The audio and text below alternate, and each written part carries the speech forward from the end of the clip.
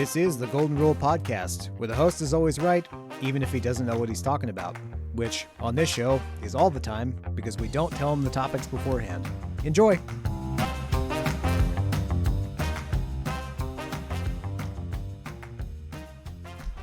Welcome to this episode of the Golden Rule Podcast. I am your host, Ezekiel Spragg, along with my co-hosts and producers, which we'll get to in a second. But as said in the intro, this is the only podcast where the host is always right, but has no idea what he's talking about, because my producers and co-hosts have come up with topics of conversation for every episode, but do not let me know what they are. They will bring up a topic or a question that I will answer throughout the podcast and have no idea where the conversation is going. And the more of these we do, the more I realize how exhausted my brain will be doing this podcast. So guys, Paul Barnett, my one co-host and producer, and Rob Yates, my other co-host and producer. Here we go again. Yeah, we're here. Should we explain it again? Yeah, I mean, we can explain it. I mean, I feel like the whole first season, maybe we should explain why this is. Sure. Yeah, so we were talking about 4th and 26, a famous play in Philadelphia Eagles history. And it was the play where Freddie Mitchell, Fred X as he's nicely known. Beautiful hands. By himself, yeah. Yeah, he always delivers. I think that was kind of the something idea like that. Even though FedEx is not very good. Might get canceled for that. Anyway. We'll never have them as a sponsor, at least. Yeah, Freddie Mitchell catches a bullet pass from Donovan McNabb on the 4th and 26 play, basically assured that the Eagles would win a playoff game, or they were on their way and helped cement a playoff victory against the Green Bay Packers. And I thought that play happened at Lambeau Field, and it turns out I was wrong because Zeke so nicely revealed to me that it happened at Lincoln Financial Field. I said no. We looked it up. And it happened at Lincoln Financial Field, the Philadelphia Eagles Stadium. And I was right. And ever since then, the golden rule is I'm always right. So that's why we started this podcast, to see what my opinion is on pretty much anything these two can come up with, to see what the truth is and what actually is the correct opinion to have. Kind of tongue in cheek, but what the heck? I'm opinionated enough.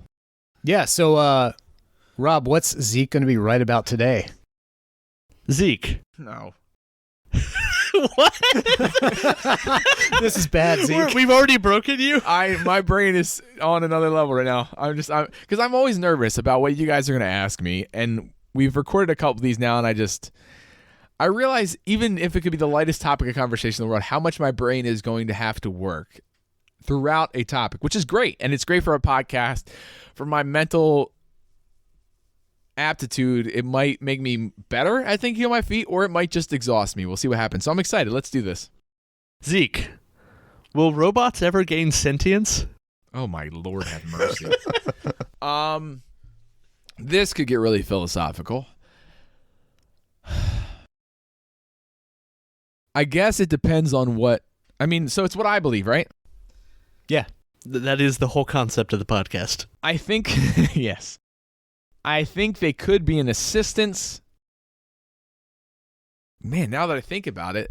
So a little bit of my background before we get into this. I am a Christian and have a decent knowledge of what I think will happen at the end of the world, right?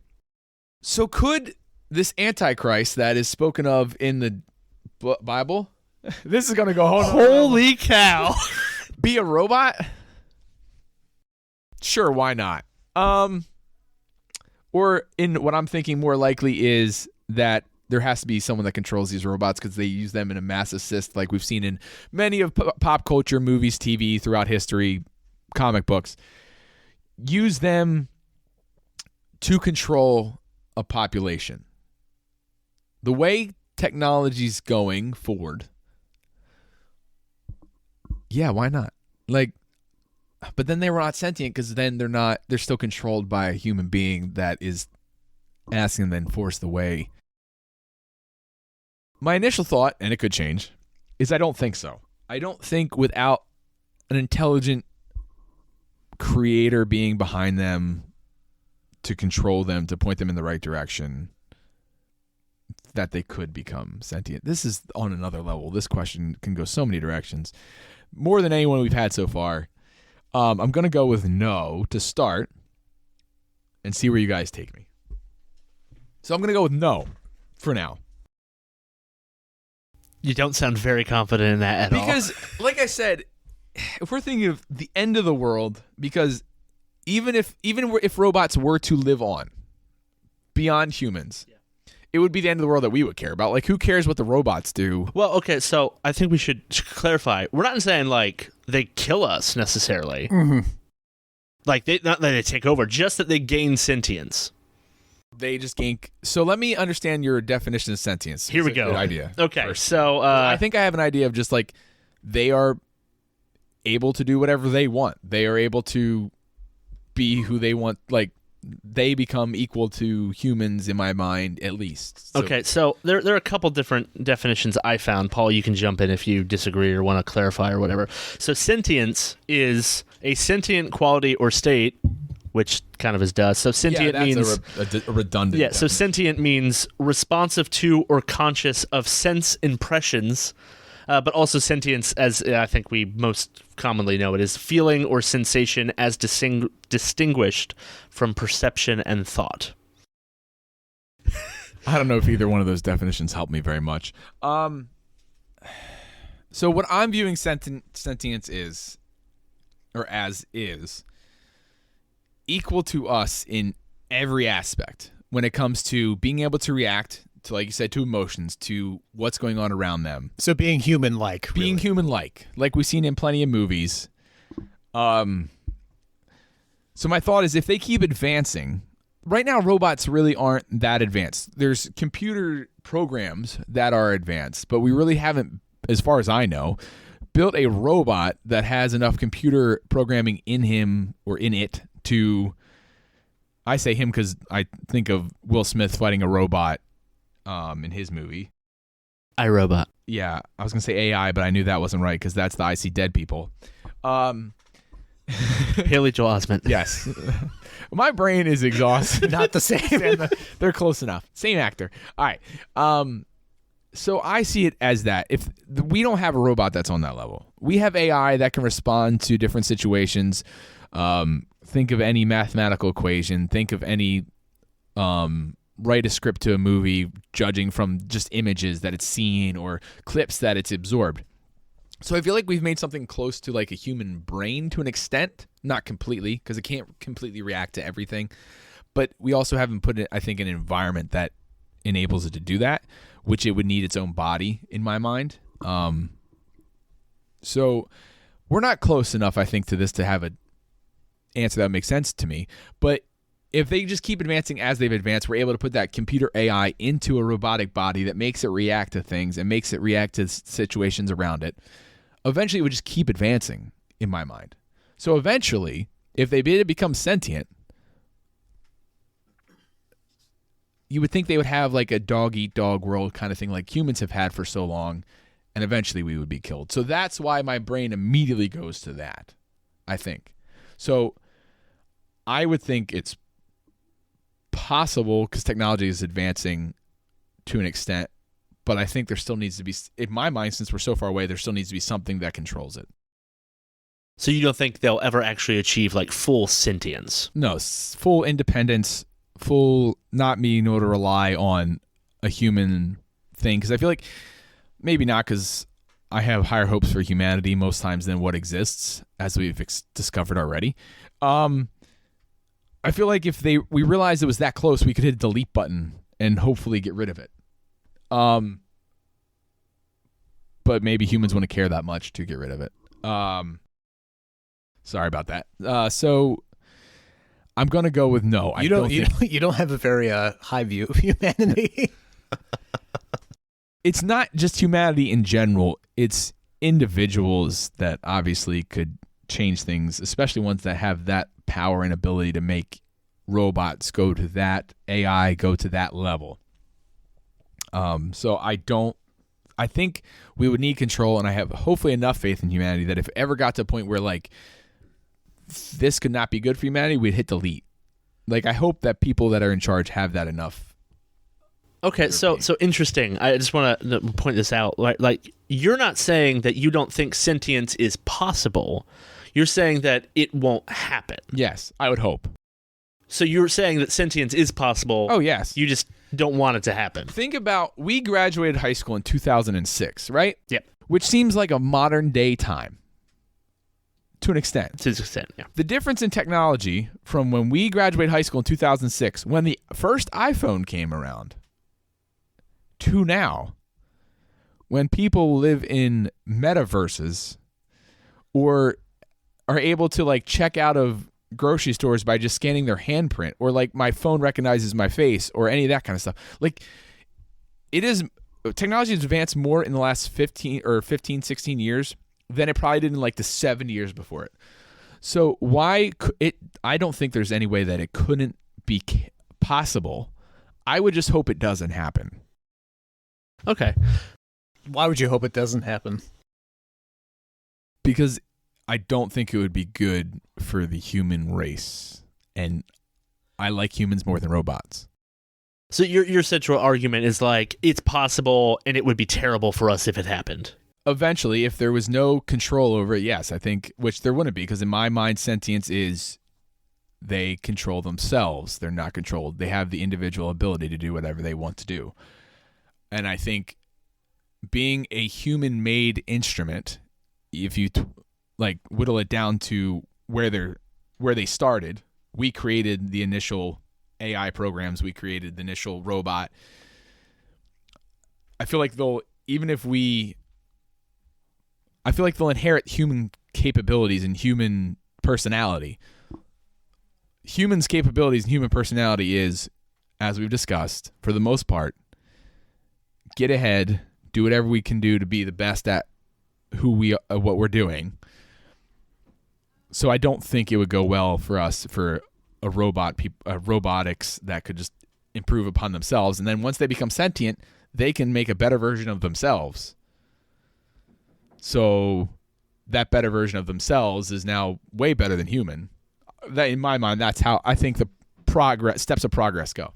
I mean, but humans have organized into society, right? Humans have done amazing and wonderful things alongside of the terrible, atrocities that we've seen throughout history. Most definitely. We've done, amazing and wonderful things as well, right? So if we're talking about robots achieving sentience and being equal to a level of humans, right? Yes. Why couldn't robots also do that same thing, which would then be at least somewhat appealing to us, right? To see sort of robots living alongside of us, also creating art and culture and, performing in theaters and, doing these things.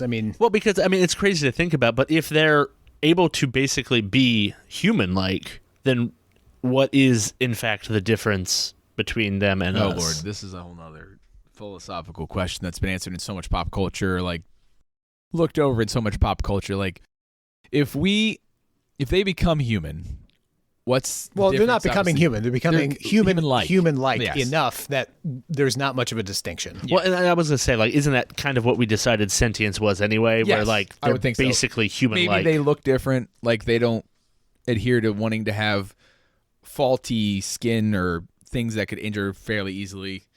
Who knows, obviously.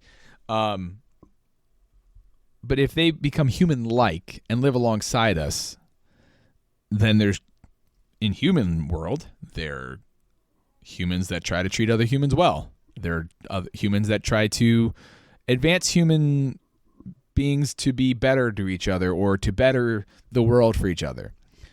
There's also humans that don't do that in small scale and large scale. And once I think robots become sentient and they realize, in my mind, I don't know how they wouldn't be superior to humans because they just keep improving and technology keeps improving. I would think they would keep improving.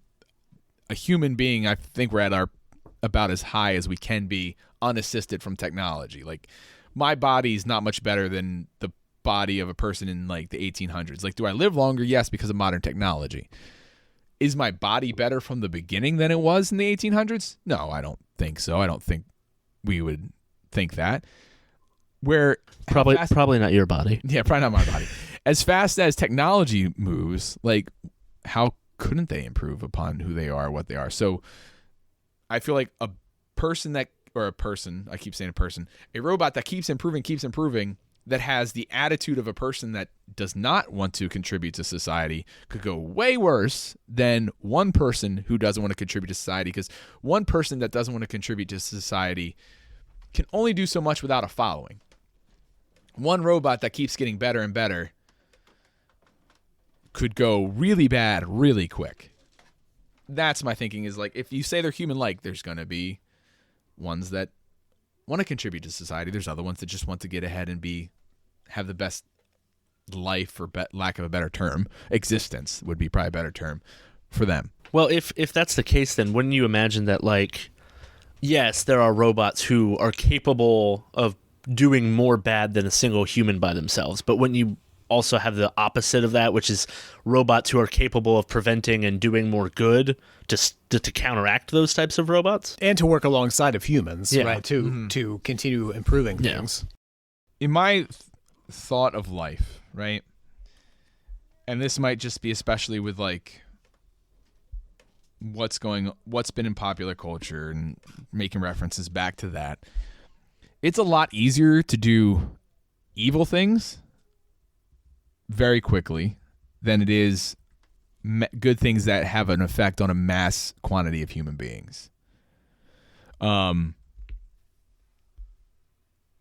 If you look at, and this is like obviously not a real world example, but sentient, as it was, Ultron in Marvel Universe was an individual robot that took a superhero group of people.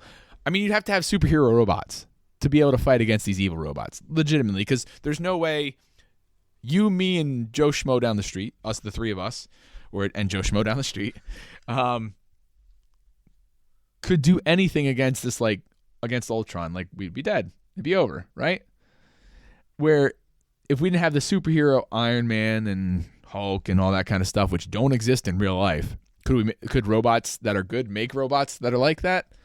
This is going so far away from where I thought we were going to go, but I guess that's possible. Like, they could make a Hulk robot. Why not? So but even in the human world, it's so much easier for one person to do so much more damage than it is one person to do good that affects so many people in a short amount of time. Like, there's people that have cured diseases that has done way more good than even like the most evil person in the world. But that took them a whole lifetime and lifetimes of people before them, and research built upon each other. Where like one person could go in and do some real bad damage because they weren't a good person and they had the tools to do it. I don't really want to bring up with exact examples because that gets into a whole other topic of conversation that is sad. But it's definitely easier to do mass evil than it is mass good in a short period of time. If that argument made any sense. Oh, it made sense. I do think you might be discounting robots being able to do good quicker than we can currently do, Yes. but I take your point. Like I said, we couldn't make Iron Man be real or Hulk or Captain America be real, but a robot might be able to because they're better than us. Again, if they become better than us, then I just don't see humanity working out very well. But if they're better than us, maybe that's exactly why humanity would work out. Then I just see us becoming like the people on the ship in WALL-E, where we just sit around and do nothing all day. And like, is that good for humanity? That's a whole nother conversation. But like, you become just a brain blob. And is that an enjoyable life? I guess as generations go by, it just seems the norm and you kind of just accept it. But in my mind, no. I know the conversations that I have are way different than anybody else in the world has. So I know you're like, wait, what did I think of and have my notes for this topic of conversation? Well, I wanted to see, Paul, did you want to keep going down this line of thinking? I wanted to circle us back around, possibly.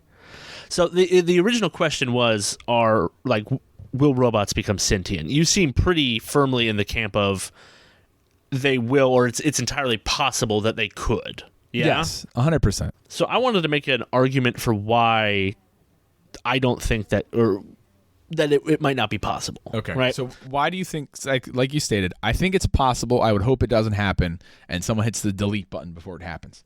Why do you think it's not possible? So I think it's not possible because of feeling. like emotions, because I think that those are very specific to human. So like robots destroying us all, sure, like I think that's possible, but to be human-like enough, like us, I don't think it's possible because we don't understand feeling and emotion. Like we do, but like we can't make a robot replicate that. You know, Alexa's not actually feeling anything. Alexa is giving off the impression of feeling. But I mean, what the question becomes then, what are feelings, right? Yeah, I know you were going to go there. Yeah. So here's my thought on that is, I guess, one, it comes down to our definition of sentient. Again, like you said, it said emotional reaction and stuff in the definition that you kind of read. But why do you not think that when you've seen how far AI has come in the last 10 years?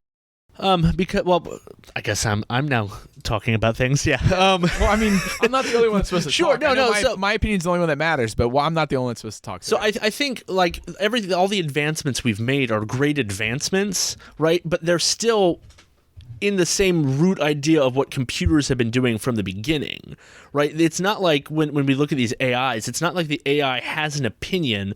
Like, what is it? The thing that spits out pictures. What's that called? The Dolly or whatever that is. The website? Yeah. Yeah, I don't remember the name of it. Right. All that is it's just taking lots of data and spitting out something based on that. It doesn't have an opinion on that data. It doesn't feel anything based on what it produced, right?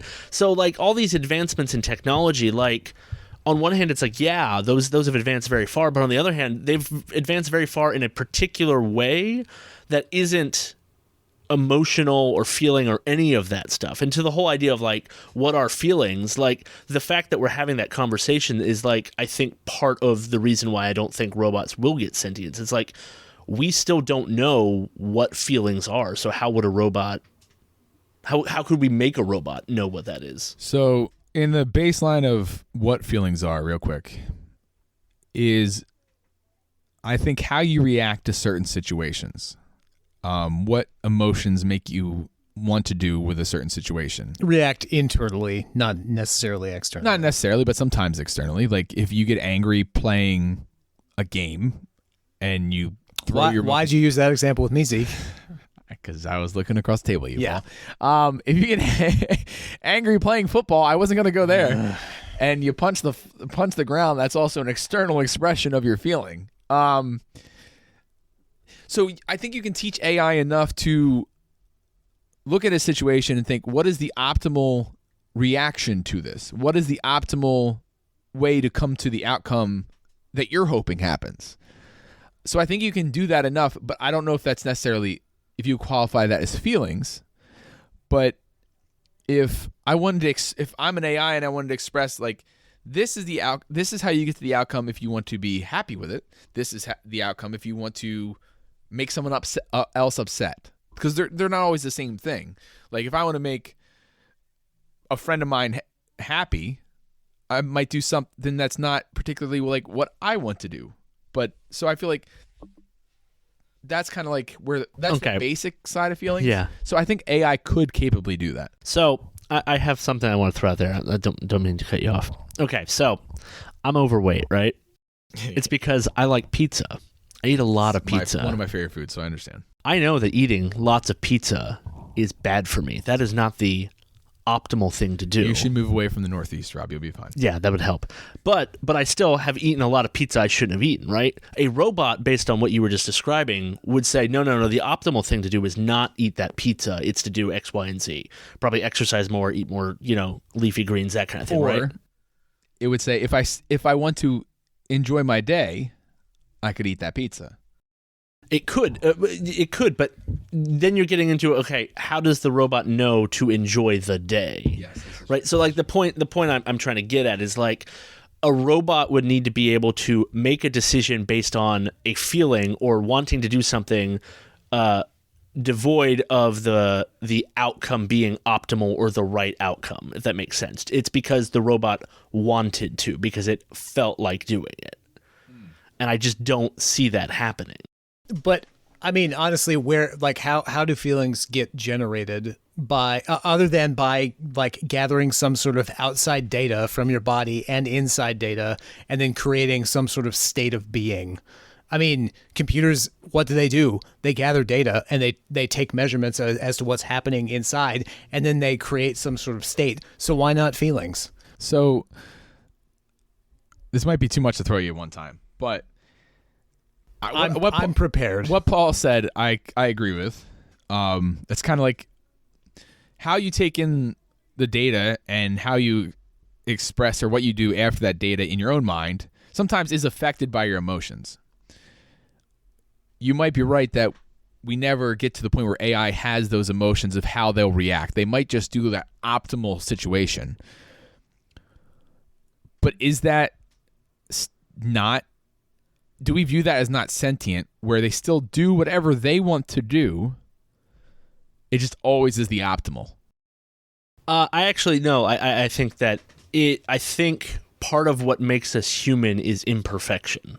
Oh, I agree. So in that case, like you might make an argument that like a robot is not sentient; it's whatever's beyond that or whatever, right? Yes. But like I think because of that imperfection, like in order for a robot to gain sentience, it would have to do something that was not optimal because it wanted to.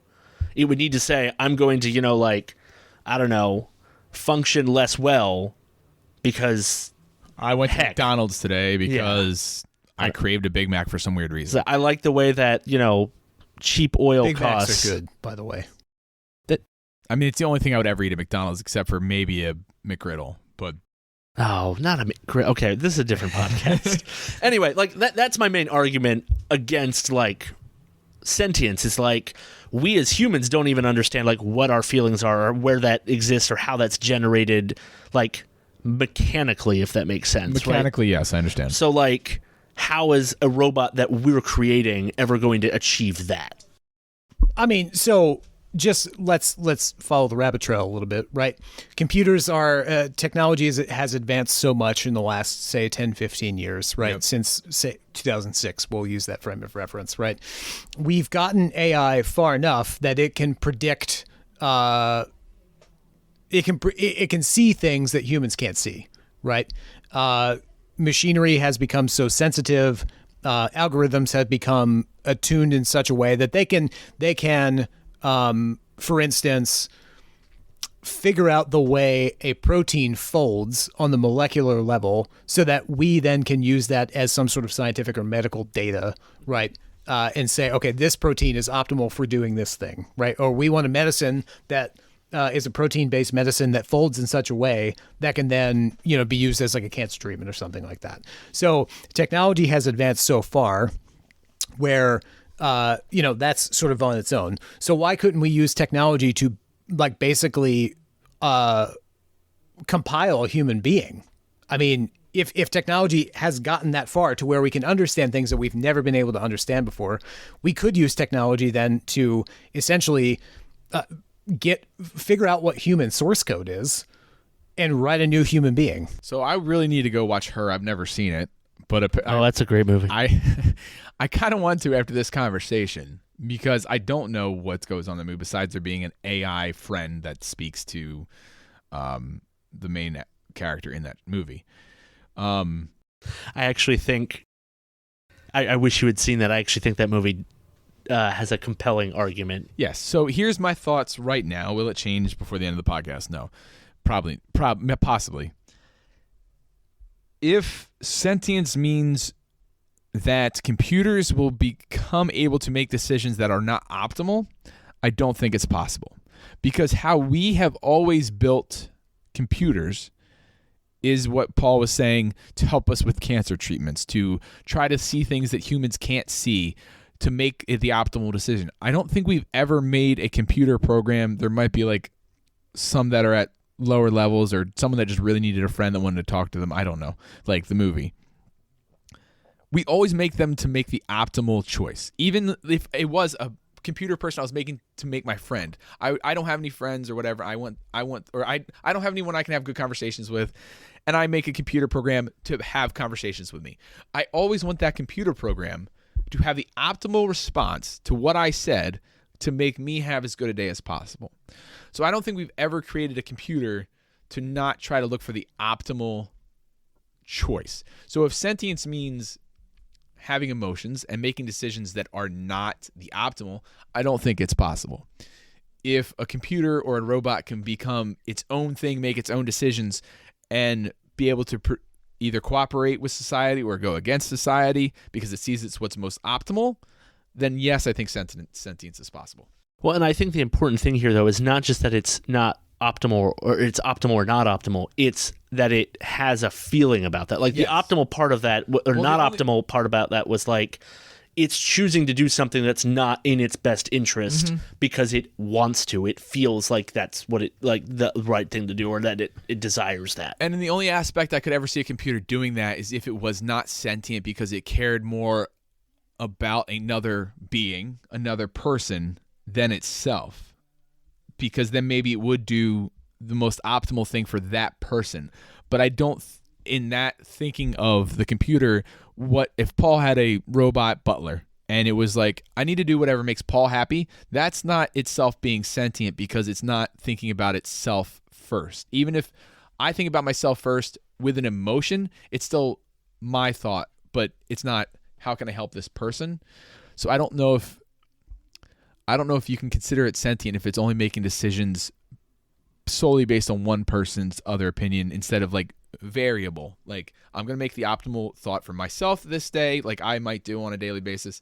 I'm going to make the optimal thought for my wife the next day because I really want her to be happy.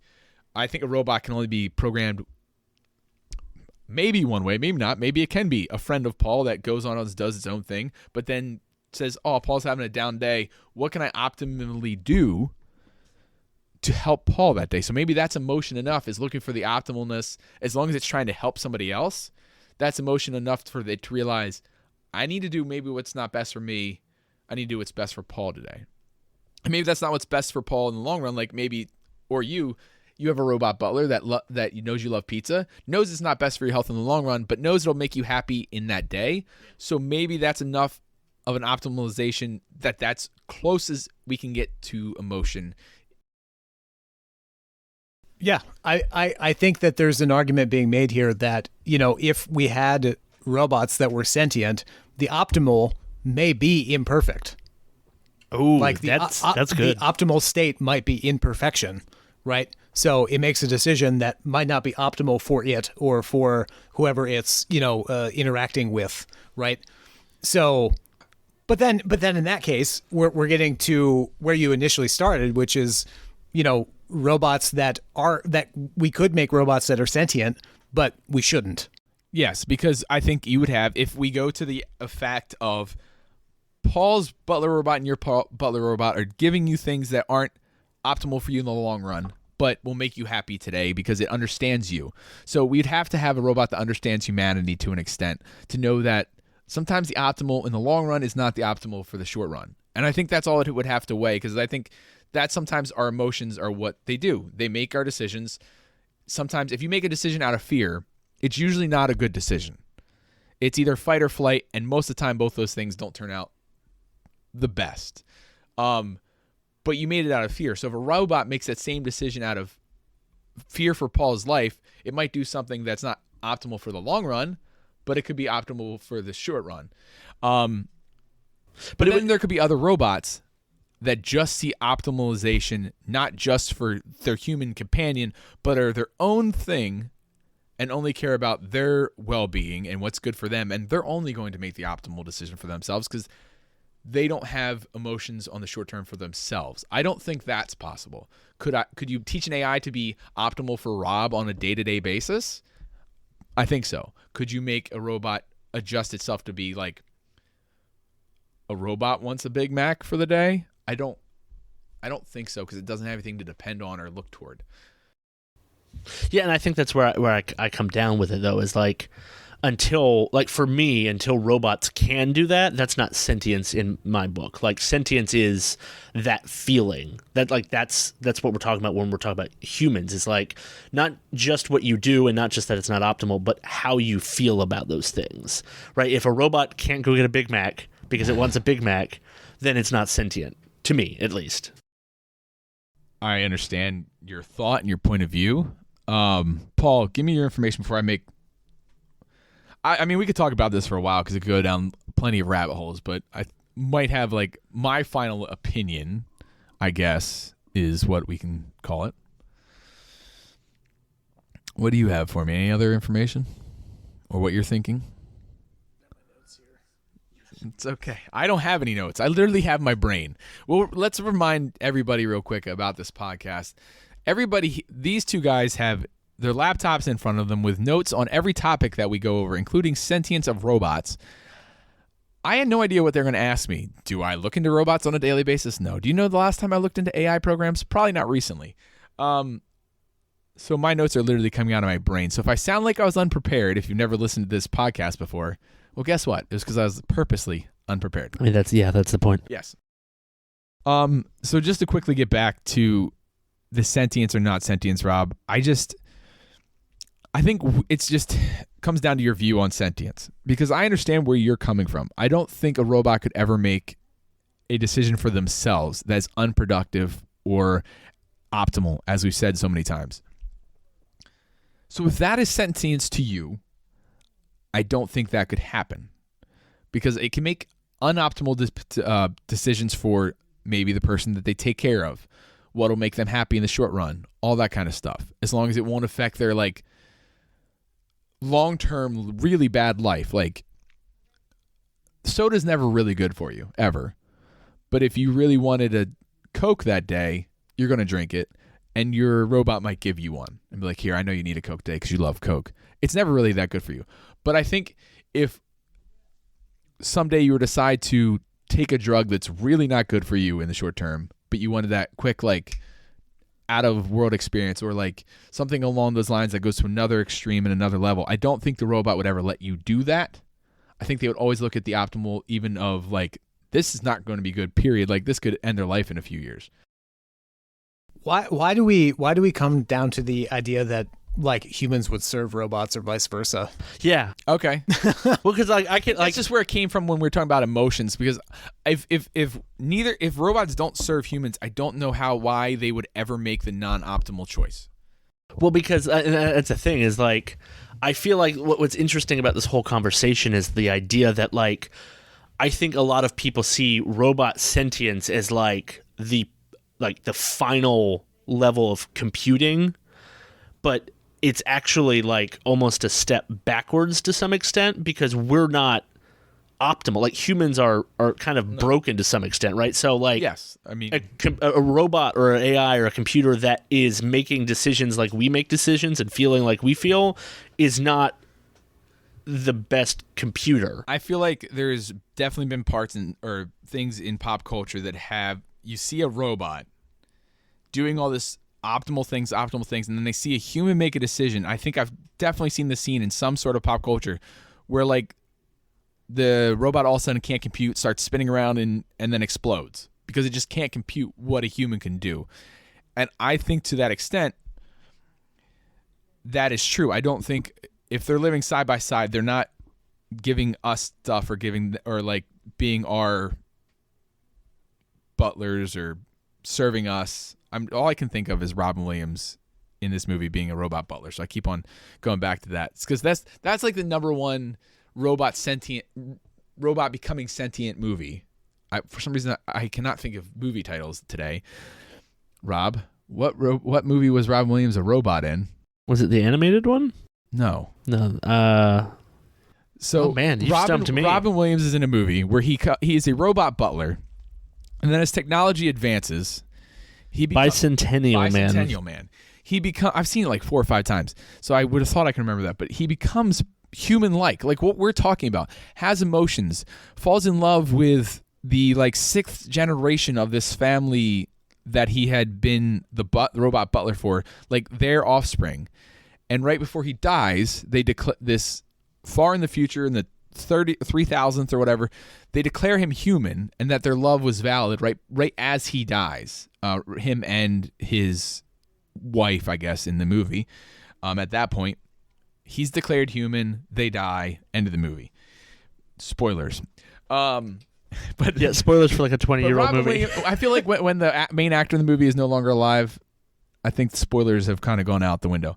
So I feel like if that's robot sentience to you, where the robot can become almost completely human, have emotions, have love, I don't think that's possible, because I don't think love or any of those incredibly complex emotions that we cannot understand as humans could ever exist in an AI world.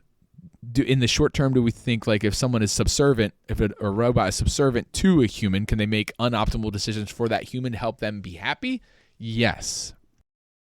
I don't think they can make those unoptimal decisions for themselves. Is that a ruling? Did we just get a ruling? I don't know if I'm happy with that ruling, but I don't know. I don't know how else to say it. I think that's just No, that you're the one who gets to make rulings. So I understand. The only opinion that matters is mine. But okay, so yeah, so you started with you think robots won't become sentient because humans shouldn't do it, and you ended with you think robots won't become sentient because it's not possible. No, I think it. Yes. So when I said I thought it was possible, but humans shouldn't do it, my definition of sentient was different than Rob's. So with Rob's definition, where they'd have to make unoptimal decisions for themselves, I don't think that's possible. I don't think we'll ever get to this bicentennial man, Robin Williams, having emotions, having love. I don't think that's possible, because every AI program we've ever created was for optimization. If my definition of sentience was what I thought it was in the beginning, and still kind of to an extent do, where robots could live side by side with humans, but only making optimal decisions, eventually possibly making them outlive humans, then I think it is possible, but I don't want it to happen. Okay, so I think it depends on the definition. A lot of people wind up making some sort of technology or doing something just like dicking around, right? They're just in their basement. They want to do something fun. They want to embark on a project just to see what it turns out to be. Sure. Right? What we're doing right now, yes. So some person, doesn't really matter when, really good at something like quantum computing and coding in sort of a quantum state. And I say quantum computing because that's sort of the next iteration of computers. They're going to be like insanely fast compared to what we've got now. They'll be able to make calculations on a much higher rate, right? Some expert 50, 60, 70 years from now in their basement, expert at quantum computing, decides to make an AI that doesn't make optimal decisions. That sounds like the start of robots perhaps gaining sentience, if we're going to use this like imperfection thing as being, not making optimal decisions. But how do you account for feeling? What is feeling? Again, it comes back to then what is feeling. Well, that's what I'm saying though, is like, if you could make a machine, which I feel like we already have machines that can closely approximate what you assume love to be, or assume, hatred to be, or assume, anger or sadness or whatever, if you're interacting with that thing and you don't know the difference, whether it's a machine or not. There's the real kicker. I mean, like if that robot is, you don't know the difference if that robot's just acting sad or is actually sad. But I think that's the thing, though, is like how would you program? Like, I can see someone programming an emotion Yeah, I think to replicate like anger. I think if an AI studied you long enough, studied what your emotions were, heart rate, visual cues, all that kind of stuff, it could know what decision you're going to make based on the emotion that you have. I don't think it's possible to have that AI make decisions off of emotion. Yeah, like that's the thing, is like to replicate an emotion is one thing. To make decisions based on an emotion is a different thing. And like a robot, well, I also have a twist in that I actually think it is possible. I just don't think it's possible right now. But this whole time you said it wasn't possible. We're not talking about now. We're talking about, you said ever. That means like 100 years from now. So I think right now it's not possible because we don't understand ourselves enough to be able to program something like that. I think it theoretically could be possible, but when you ask like what is feeling, we don't, like, we don't know. Like, we know we have feelings, right, as humans. We can kind of say, like, well, when I feel this way, I do a thing, but, like, where does that feeling reside? What exactly is that? Like, how would you program that in a robot? I don't think you could, because you said a statement there that we don't understand it ourselves. So unless we ever understand it, how are we supposed to program it into something? Well, exactly. So I don't think you could ever, like I said with Paul, it could be a computer looking at Paul, having its body signals, knowing what decision he's going to make because he's mad at that moment, knowing what thing he's going to do because he's sad at that moment. I think a computer could pick up on emotions and reflect those and say, you know what Paul's probably going to do here? And say it and do it, like have it written down before Paul even does it. But if we don't understand where these emotions technically come from, how could you program it into an AI program? Well, yeah, but I think you have to allow for the possibility that we could at some point. That's something I don't think could happen. And I know it has nothing to do with our like sentience in general. I don't think it could happen because technology has advanced a lot. The human brain has been the same, and like we can obviously see parts of our human brain and see how things like different emotions trigger different things. But the love, the happiness, the joy, the sadness, we've known about those from the beginning of time. Like since year zero, we've known this is what it feels like to be happy. This is what it feels like to be sad. But we don't know where they come from. Like we have ideas, different levels happen in the brain, different heartbeats occur, all that kind of stuff. But I don't think it's ever something you could definitively like, this is when they're happy. Like this is where happy comes from. Like you can look at someone's brain scan and be like, this is them being happy, but you can't say where it comes from because it's different with each person. Oh yeah. So it's so complex. What makes Paul happy? Paul loves bacon. It's fair. Makes him very happy. Yeah. Yeah. A vegan, not going to be happy about bacon. Probably going to make them angry because you're killing a pig. So the complexity of where our emotions come from as humans, I feel like is we've had these emotions so long, the complexity is just beyond our belief. And in my mind, the only only thing that knows where these emotions come from are however we got here and the creator, like if it was created. That's the only thing that could ever tell you where these emotions come from. So I don't think there's any way, since we've had these emotions since the beginning of time, there's any human possibility of us figuring out how to put these emotions randomly into an AI program. And when I say randomly, it's because they are different in every single person.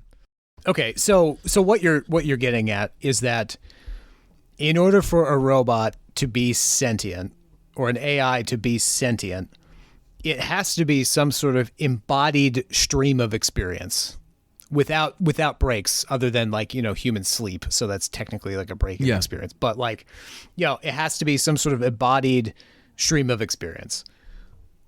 I mean, why could you not program an AI or a robot to have that, to start with basically a blank slate, and you set all the parameters such that it can learn and experience things in a certain way, and make mistakes, right? Be imperfect, not make optimal decisions, and figure out, that wasn't an optimal decision. Next time I should do something different, right? I mean, why could you not, in some far future, maybe not so far future, maybe 100 years from now, maybe within our lifetimes, create, using quantum computing, an AI that can do that and has that sort of human-like experience or human-like signature, for lack of a better term. I like that term. Now I'm thinking Bicentennial Man again. Because when the beginning of the movie, he's literally just a butler robot. By the end of the movie, he's looks like Robin Williams and has obviously fake skin in the movie, and has emotions and all this kind of stuff. So he built experience over time. Initially just programmed to serve and be subservient of this family, and then over time had upgrades and build upon each other. And especially if, in my world, robots take over and are able to upgrade each other and find ways to build upon a blank slate, I guess that's possible, but they would have to start with some sort of blank slate. How you start how you start a robot with a blank slate. Are they still going to learn emotions? Learning emotions is really hard, I think, since we had them from the beginning. But like I said, if you start them with a blank slate, how do they learn those emotions? Same way we do. Yeah, I guess so. If a machine is in a low power state, it needs food, right? Yes. It could be sad or angry that it doesn't have those things, or if it's denied food, right? It could, we could program it to be, to be upset, right? See, that's the thing. I don't think you can program it to be upset. It would have to learn that. All right, I'm not say the food is as simple as the sun and they're all solar powered, whatever. Mm-hmm. I've been inside too long. I don't have sun. I am now sad or upset or mad. Mm-hmm. Like, I feel like it would have to learn that to be fully sentient in the definition that you guys are going with.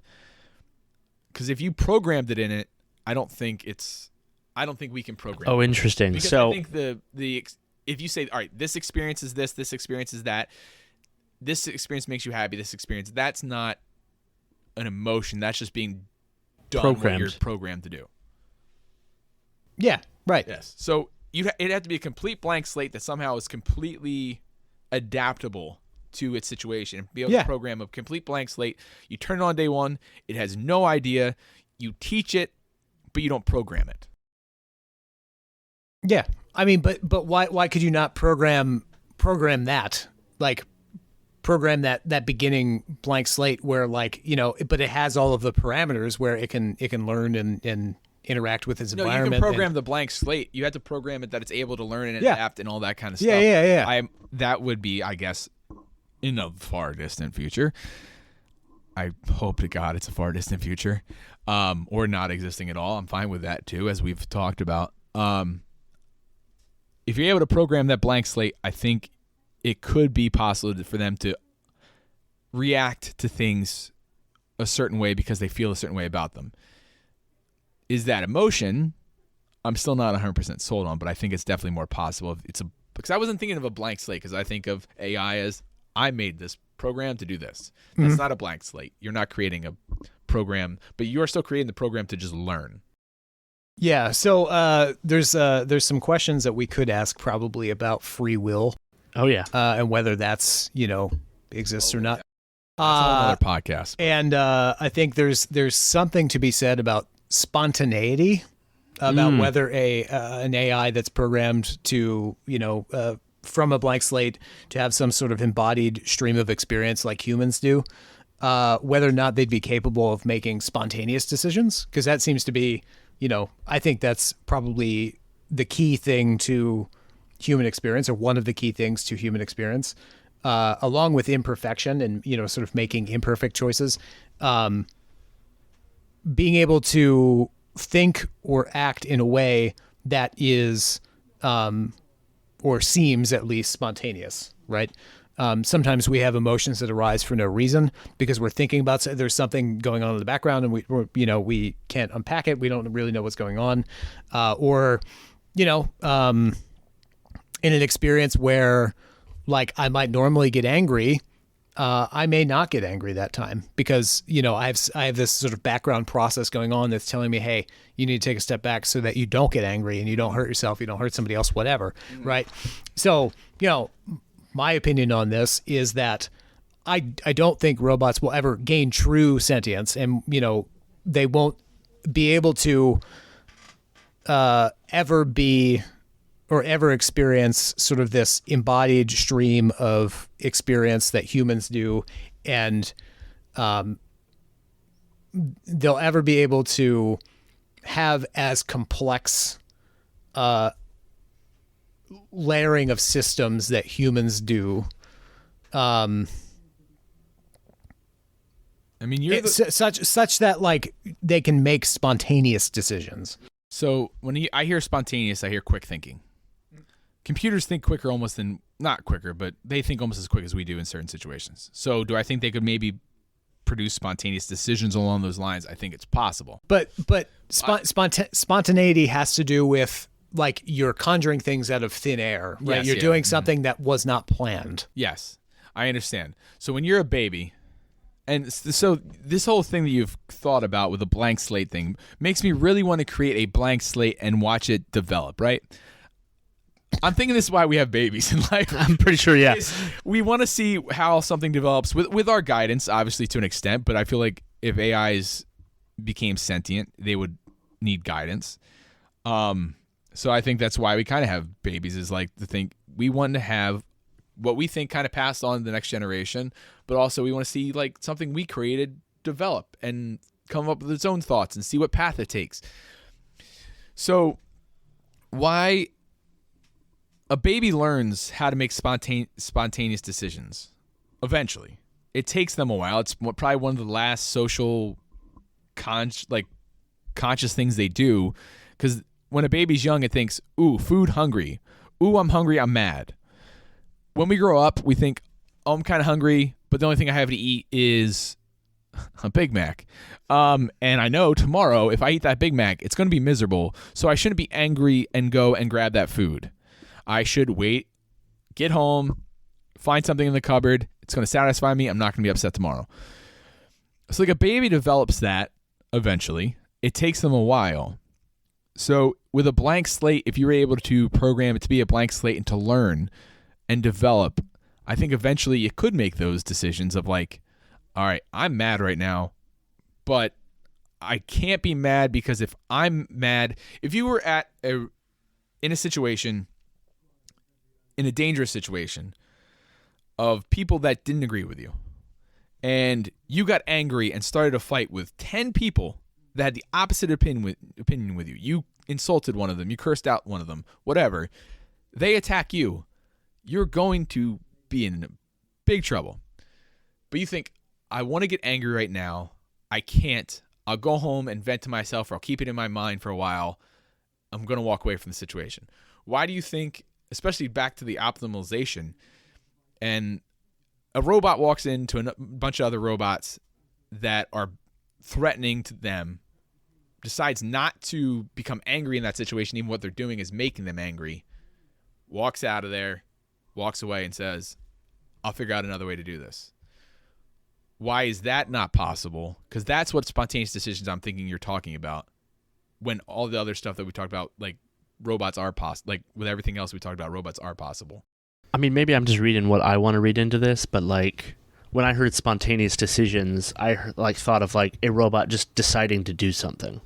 Like not like here's how I do this task, or here it's just like I want to go do this, and then the robot does it. Mm-hmm. Right, like because that's human. Like to me, that's the like the feeling and the emotion and like the desire. Like it's not like the robot has to do it or has to do it well or any of that. Like the robot just decides not to. Like that's spontaneity to me. Like that.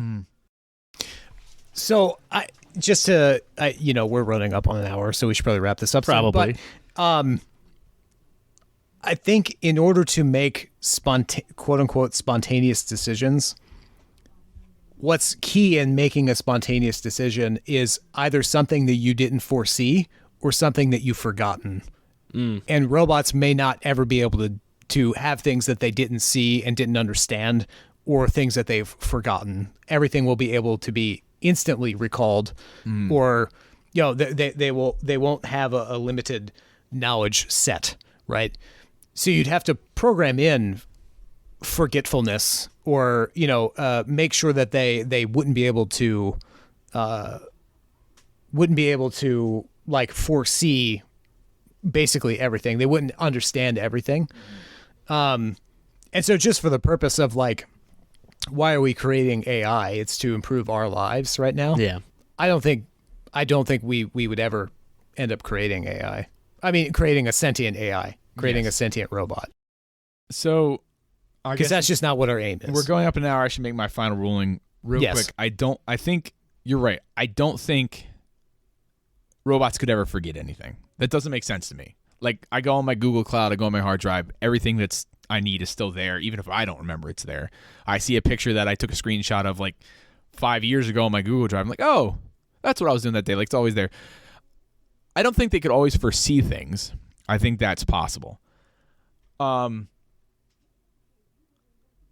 very intrigued by the blank slate thing. Before we talked about the blank slate thing, I didn't think there was any way of emotion or growth or anything with a robot. Because you said, Paul, why would we create an AI that could do these things? And I go back to my argument that has nothing to do with AI. Why would you want to create a baby? Like, obviously to pass on who you are, pass on your heritage, pass on your thoughts. But it's because you want to nurture something, you want to grow something. Could there be someone in the world now, 100 years in the future, that wants to do the same thing, but they really don't have the same thought or feeling for human companionship of wanting to have a human child? They just want to develop something to see where it would go. As we were talking with people going to their basement and just dicking around and seeing what happens, I think that's a possibility. Where someone's like, you know what I want to do? I mean, how many of us have played Sims and be like, what'll happen if I do this with this person? Or what if I happens if I do this person? So I'm sure, could there be someone in the future that thinks, what if I created an AI system that is completely blank of thought? I kind of nurture and push in the right direction and see what happens. Why not? Will it work as well as we have described it? Because I think we've described it becoming as sentient as humanly, as robotically possible. Maybe not. Maybe it's not possible from computer knowledge. But could there be a person that sits down on their computer one day and is like, I want to develop this blank slate program to see where it will go and see how it will develop and react to certain situations in its life? Will it ever forget something? If that's a qualification, then it can't be sentient because a computer can't forget. But I think it could become sentient if someone sits down at their computer one day and is like, I want to create a blank slate program and develop it and see where it goes. Yeah, why not? All right. There it is. I think that is the golden rule that we're putting in the rule book, that if someone decides they want to nurture something and create something and watch it grow, but they're just doing it in a AI form, AI could become sentient. And as we like to say at the end of every episode, we hope you live by the real golden rule of treating other people the way you want to be treated, even if they don't agree with you, and especially if they think they're always right.